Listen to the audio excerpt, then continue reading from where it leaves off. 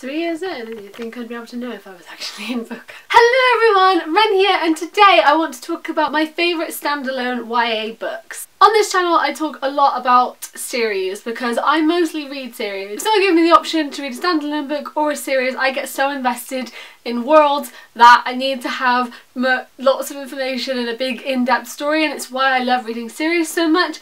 But there are some standalone books that I do read and that I do love and that I don't feel like I talk about as much as I do the series that I'm reading. So I thought today I could share with you my current top 5 favourite YA standalone books. So firstly we have Black Ice by Becca Fitzpatrick. This book is kind of thrillery. It's about a girl called Brit who goes hiking and camping up in the woods with her friend. She's not really an adventurous kind of outdoorsy person, but she goes with her friend anyway, but they end up running into someone and a situation that they don't particularly want to be in, and it's how they get out of that and what comes of that and what happens with that whole situation. But I was so captivated when I was reading this book, I couldn't put it down. It was adrenaline, I could feel like what she was feeling, and I was just like so invested in just wanting them to be okay and get out. I found myself so caught up in this book and really enjoying this book. And I know she's got another book out now which I really want to read. I really liked it, and I don't think I've spoken about it enough. And then we have a book which I have spoken about quite a bit, but I do love it, so it has to go on here, and that is Fangirl by Rainbow Rowell.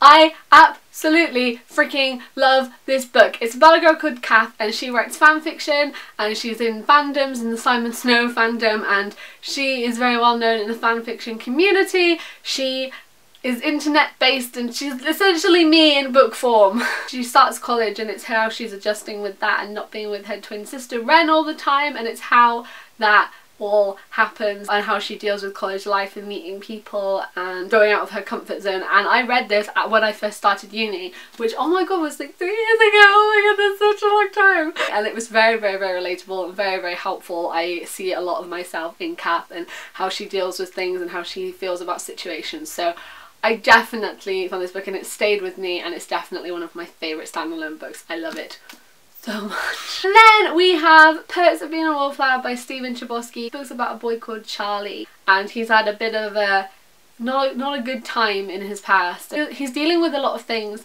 and going through a lot of things and how that affects his life and the friends that he has, and it's about meeting new people and how people can change your life and how people can help you, and it's about how he is dealing with all of these things and how he sort of grows into himself and is able to admit that these things happen and talking about them.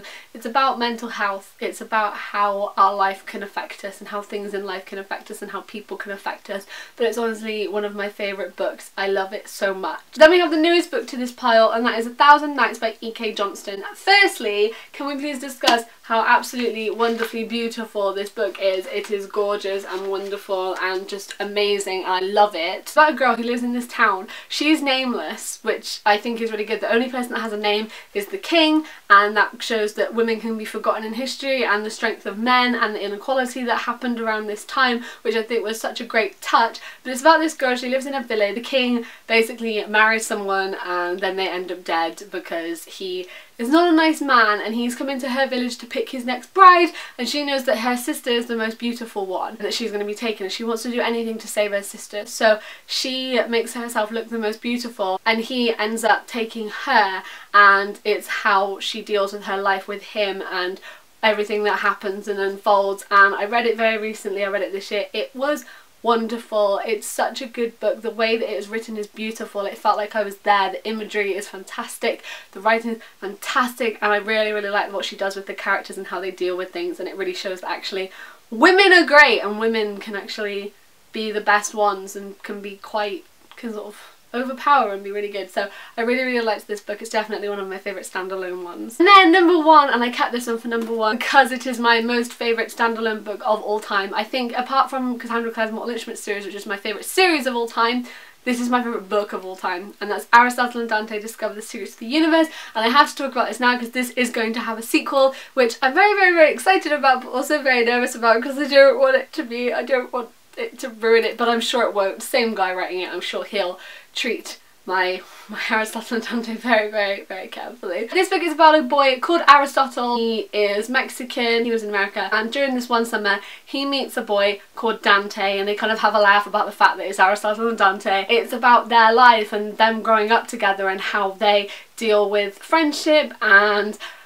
growing up and exploring yourself and learning things about yourself and becoming more comfortable with who you are. But I've never related more to a character than I did to Aristotle. The things that he says, what he thinks, what he does, the way he is, was honestly, I saw so much of myself in him, and it really, really stayed with me. I bought this book on a whim. I saw it recommended to me on Amazon, and I saw Aristotle and Dante, and as someone that did philosophy at A-level and really, really, really liked the philosophers and did a lot of that with my psychology degree as well, I just thought I'd get it. I took it on holiday in 2014 and I read it in one sitting by the pool, got really horribly burnt, but I couldn't put it down because it was wonderful. It's honestly my favourite book. It stays with me and it's absolutely amazing. I'm so excited for the sequel and to know more about these wonderful, wonderful boys. That was my top 5 favourite standalone YA books. If you guys read any of these books, do you like them? What do you think? Let me know your favourite standalone books down in the comments and we can have a lovely bookish chat as usual. If you're new here and you liked this video, I make bookish videos a couple of times a week, so if you want to stick around and all that jazz, then you can do. As usual, all of my links are in the description. I hope you liked this video and I hope you're doing well. Thank you for watching and I will see you